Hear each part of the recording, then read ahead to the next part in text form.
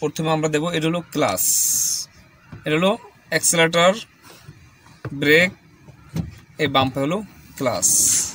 এই যে স্পষ্ট দেখেন ভালো করে, এই যে এটা হলো ক্লাস এবং এটা হলো ব্রেক। এই মাঝখানে ক্লাস আর অ্যাক্সেলারেটর মাঝখানে হলো ব্রেক এবং ডাইন সাইডে হলো অ্যাক্সেলারেটর।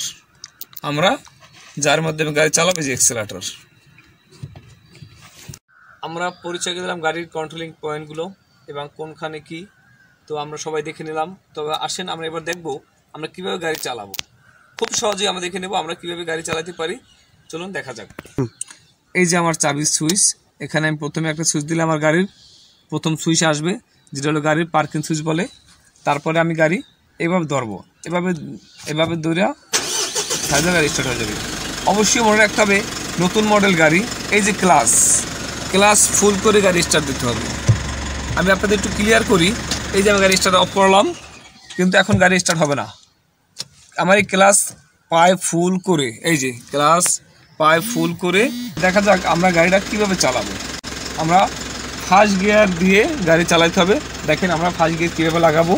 এই যে দেখেন, আমরা প্রথমে গাড়িটা, এই যে আমি হাত নিলাম, এই যে আমার গাড়ি 1 নাম্বার গিয়ার। হ্যাঁ, তাহলে আমরা 1 নাম্বার গিয়ারে এভাবে আমি হাত রাখলাম, হাত দিয়ে আমি এভাবে একটু বামে চাপ দিলাম, বামে চাপ দিয়ে আমি বাম পায়ে ক্লাস ফুল করলাম। ক্লাসটা একটু দেখি আমরা কীভাবে ক্লাস ফুল করতে হয়। এই যে আমরা প্রথমে এই যে